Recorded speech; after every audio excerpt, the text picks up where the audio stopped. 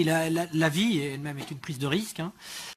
Et le risque peut nous paralyser, mais il peut aussi nous donner des ailes.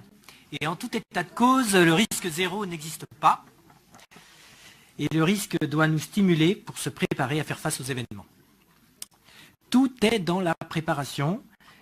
C'est donc d'abord observer, ensuite se protéger, enfin résister et s'organiser en cas de crise, puis rétablir la vie active en fin de crise. Ce sont ces 3 dernières étapes que nous appelons la résilience.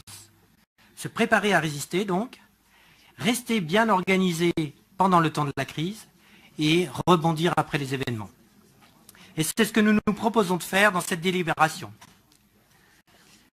Quantifier l'aléa et caractériser le niveau de protection doivent rester du domaine de l'action de l'État, avec l'aide des collectivités bien sûr, mais la résilience, elle, doit s'enraciner dans l'action des collectivités territoriales.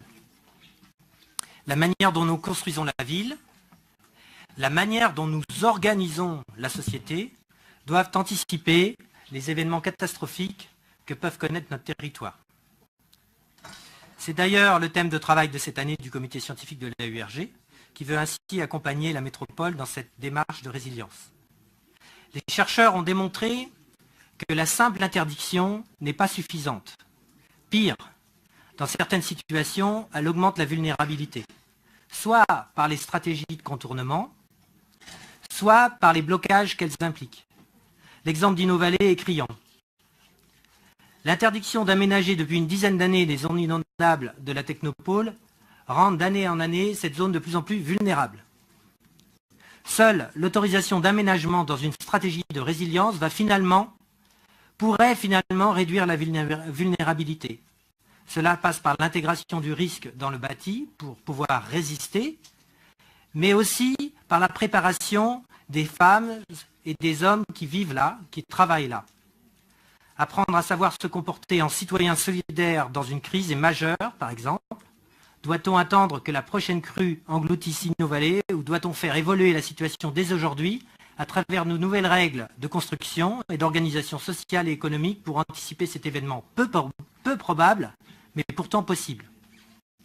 Il nous semble donc important de développer 2 stratégies de résilience, une pour améliorer les zones déjà construites et une pour aménager des zones nouvelles. Donc la métropole, par la mise en place d'un plan d'action dans cette délibération cadre, pour augmenter la résilience face aux risques majeurs, est innovante.